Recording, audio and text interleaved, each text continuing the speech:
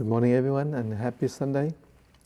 Today I would like to talk to you about the affirmation that we always make as we practice the Bodhisattva path. Hear the affirmation. You can read it on the screen here. I am the force of goodness, the force of healing, and the force of transformation. I am nurturing all living beings' body mind. In Buddhism, affirmation is very important because we always identify ourselves with what we think. Nowadays, we understand that we always have this lurking underneath our consciousness that we affirm ourselves subconsciously all the time.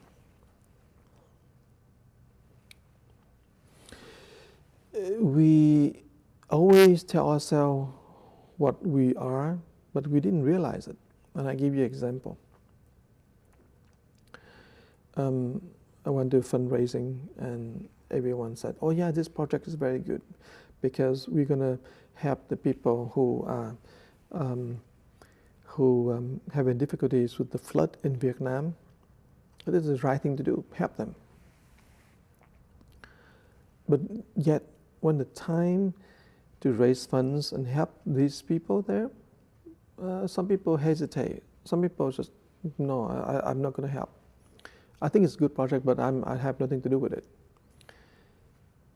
You ask why they think that way, and it turned out that it's something that we had this affirmation in the background. The affirmation is, I am selfish. And I don't need to help anybody else. That affirmation is running underneath our consciousness. We don't know it, we don't see it. It becomes the underground affirmation. And this affirmation is always about the self, affirmation of the ego, of the self. It's not the affirmation of the true mind, of our true nature. So there's two things going on here. One is affirmation of the ego, the self, which is always hidden and always lurking underneath, that we never discover because it's basically the blind spots in the area that our consciousness cannot penetrate and see it. But there is other affirmation that also naturally there. And that affirmations belong to the true mind. It's also there, but we cannot penetrate it. It was super conscious, it's above.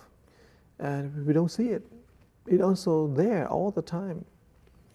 It's right underneath our consciousness because we didn't see it. So let's take a look at this one.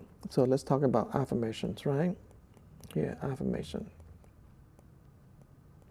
Affirmation is what we affirm ourselves, but there's the affirmation, this affirmation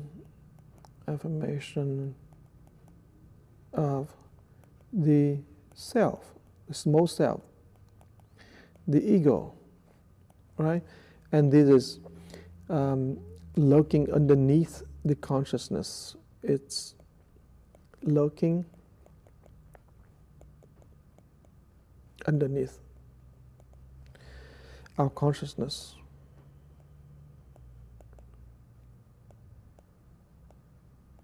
And our awareness.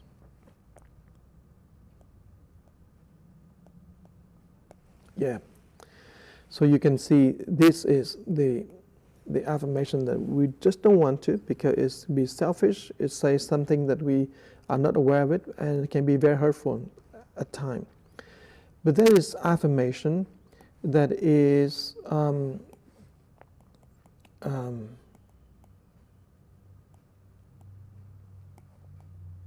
the true mind, and it's also present in our superconscious.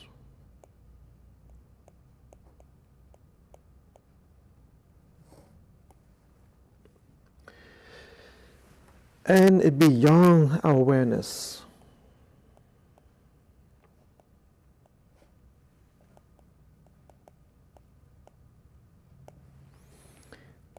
we don't see it, we don't feel it, and we need to be reminded. And so, on one hand, this had to be reminded, but this one here, the awareness of the self, the ego, we can avoid it, but be aware. Be aware. So there's two affirmations, two sides. It's very interesting, and it's always constantly play upon our consciousness. We just don't know about it. One is down below the subconscious, the other one is above the superconscious. And we're not aware of the thing at the subconscious level, we're not aware of the thing above the superconscious. So the way that we are cultivating is to affirm the superconscious. So look at this one again. I am the force of goodness, I am the force of healing, I am the force of transformation, and I am now nurturing the Bodhi mind of all living beings. Bodhi mind is the mind of enlightenment. The Bodhi mind, the mind is beyond the darkness. It no longer have any darkness. So we are nurturing that mind.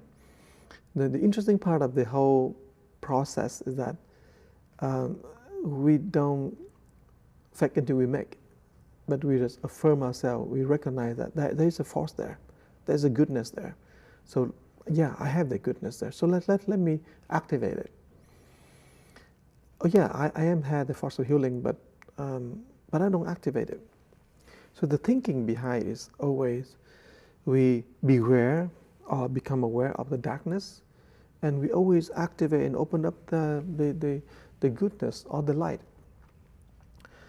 Back many years ago, this is a story I have read a long time ago, 7-8 years ago, around that time. And I was very touched. Actually, I was watching the clip, and this story was a real story. It's a very interesting story. This young girl, she had cancer, so when she had to shave her head because of the treatment, the radiation. So when she went to school, she was very much ashamed because people at that time wasn't very kind there. Her friends wasn't very kind to her, and they mock and they laugh at her. She wasn't the most beautiful girl in the school anyway, so many students not bully, but didn't say very kind words to the bald head she has. She was very unhappy. She was sad, and she came back and told the parents that she didn't want to go to school. But anyway, she had to take courses. She had to go to school, high school.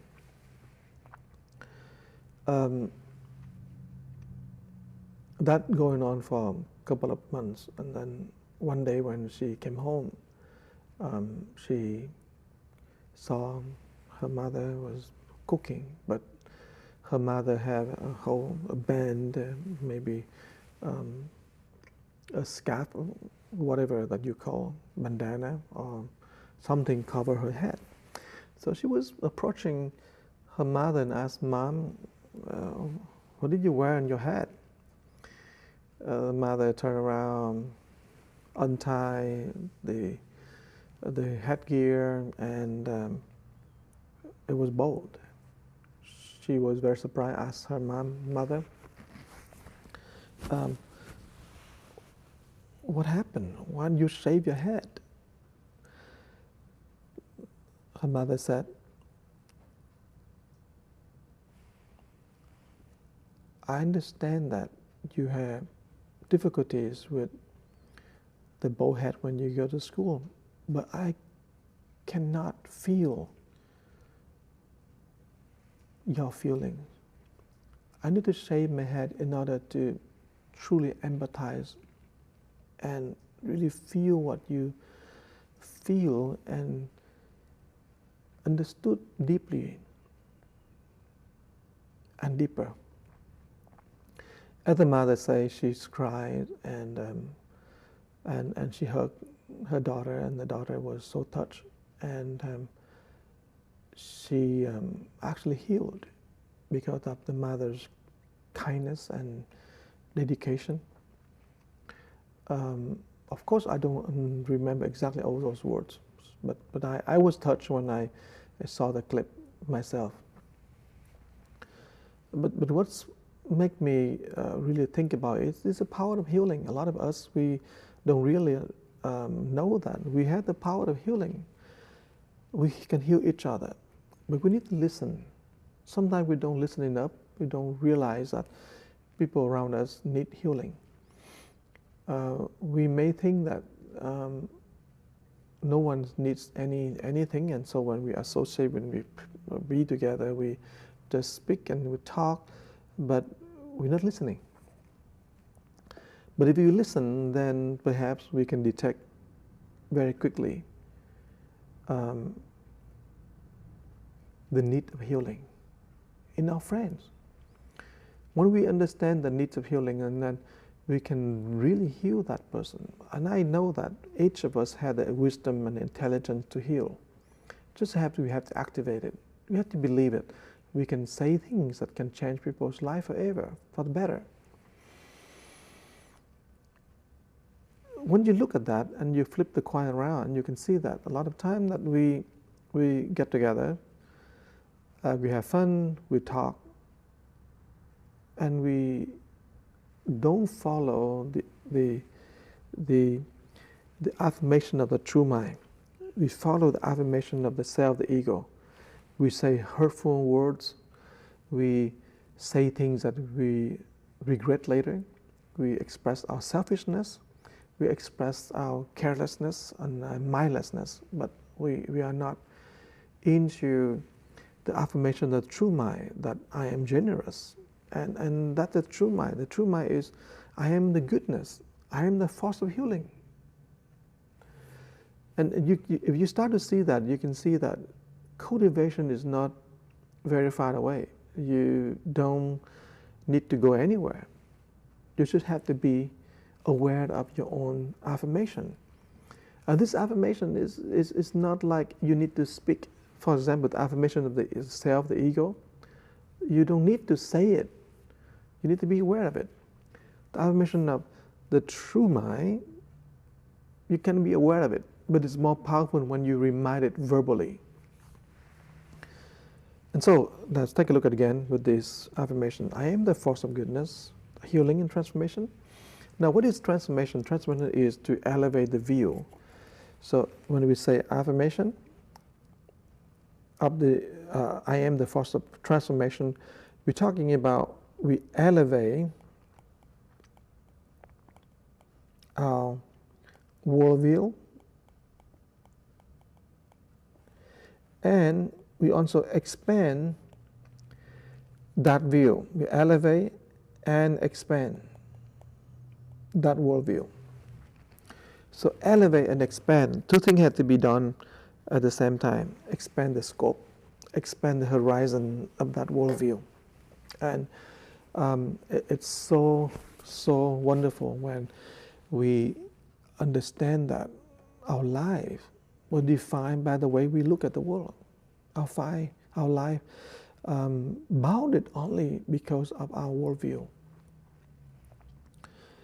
And here I'd like to tell you a story. This anecdote here about how life is changing. When I was young, when I was in Vietnam, I never thought that I can study Buddhism when I come to America. I came to this country in 1980, and my brother-in-law said to me, "No, I don't think you can make it if you become a monk, because there's no temples actually in many states in America at that time, and couldn't find any temples. So I actually went to study. I went to college. I didn't become a monk because I find temples yet. But my worldview at that time is that I think, there's no way I can cultivate, no way I can become a monk. My worldview is be very narrow, and I believe that this world here, America probably is very materialistic, so forget about cultivate spirituality. I wasn't that. So my worldview is very narrow, and I don't see any way that I can further my practice or my passion with spiritual cultivation. But that changed completely when I was in the library in Rutgers University in New Jersey. When I opened one of the book, one of the day I was sitting in the library and I saw one of the little pamphlet, little book, and that little book is talking about Buddhism. It's called Vajra Bodhisi, and it's very small, not very big book. Maybe 45 pages, 50 pages, a small one. It's small size. But this talk is by the Master Xuan Hua. It's a very simple book. But the words is very, very direct, and it doesn't have any embellishment, but it talked directly to my heart. But it changed my worldview completely. I realized that there are still people who can cultivate, and there are people who cultivate and they not go hungry or go starving. But that kind of changing my worldview radically. I followed my heart, and then I became a monk later. But I cannot tell you how shocked I was, because I suddenly realized that the people who still value spirituality. Now you're thinking about nowadays, we so bombarded and engulfed with all kind of materialism. The moment that you get up, you touch the phone, check the mail, check the text, check the messages. You get up and going down to your kitchen, make a coffee. You don't make coffee anymore. You just tell Alexa, okay, make me coffee. And then the whole machinery is, you can make coffee and then present to you, right?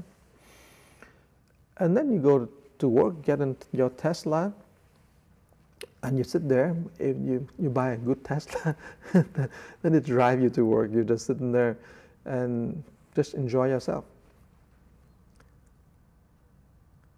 The comfort of materialism is so profound. They're thinking about forward 10, 20 years later, when AI or artificial intelligence is so profound, so deep, and machines and robots and everything is so pervasive. You're thinking about a minute, you're thinking about how shocked you would be if you walk out on the street and see a monk, a nun, see someone meditate, see someone who doesn't really get stuck in materialism. It could be very, very life shocking, right? Thinking about 10 years from now. But right now, maybe you're not shocked. Maybe you're shocked because more and more and more people so different from the third world countries, from Africa.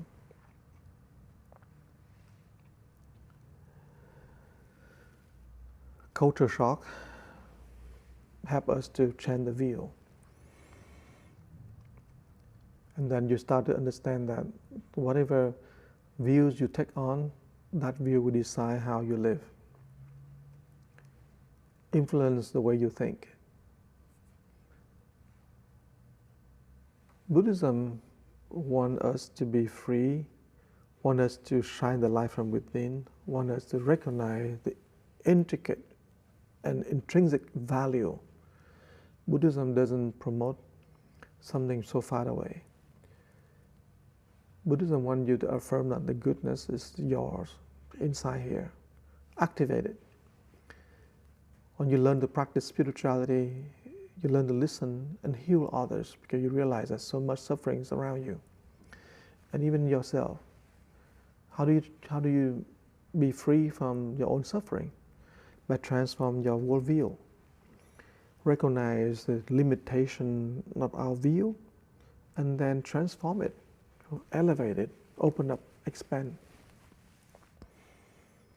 And that is a real Buddhism. Buddhism is not something so far away, and yet Buddhism also means that we care for others, and therefore we thinking about how we bring joy to the people around us, how to influence people so they can open their heart for kindness, for compassion, for generosity, and for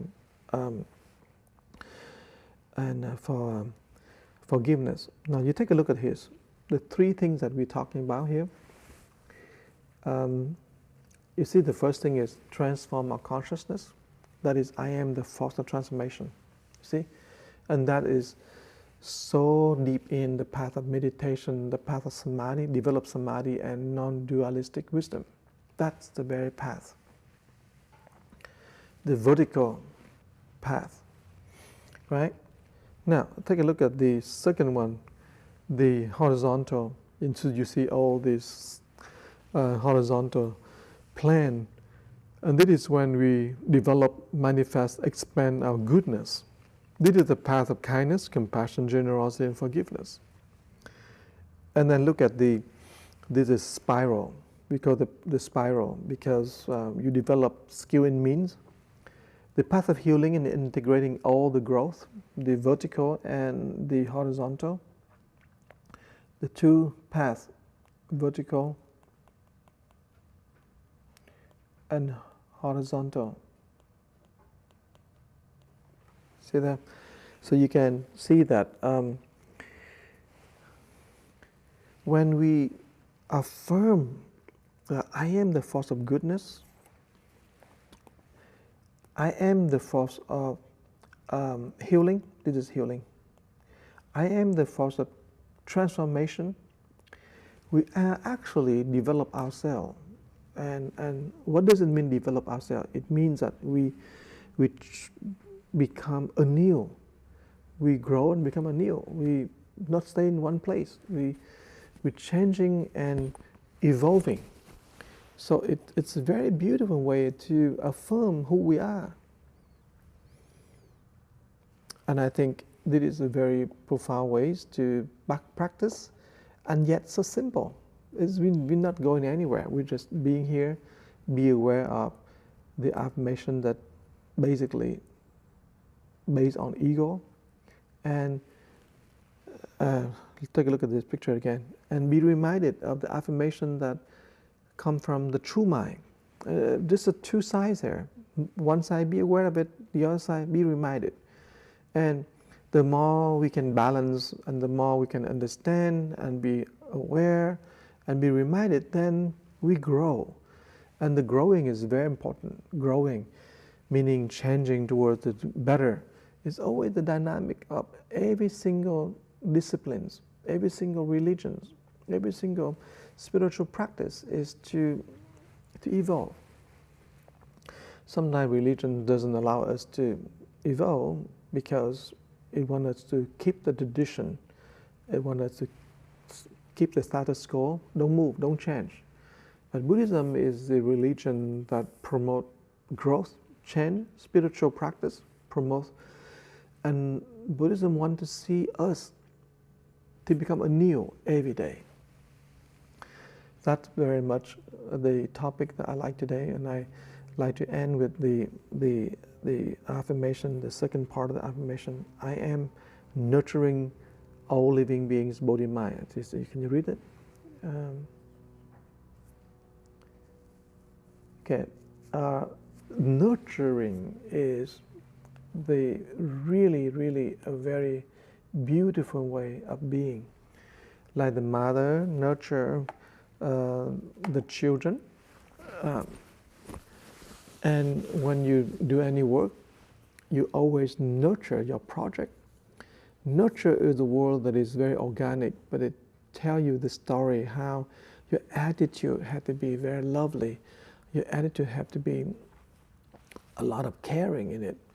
Nurturing requires so much of how you become warm, caring, dedicating, unselfish, beautiful. But that's how the Bodhisattva path should be, and that's how as you cultivate slowly, regardless your religious faith and belief, you see that become good, become a force of healing, and transform oneself and care for others. Simply the very generic and very universal character. It's not something that belongs to Buddhism. And so what we are cultivating is, we're cultivating the path that we call universal. We're cultivating the values that is generic. And that is really in line with how we're supposed to be. We're supposed to be good. We're supposed to heal. And we're supposed to evolve and transform. Thank you for listening to Sunday morning talk. I hope you always find joy and happy. Thank you, and see you next week.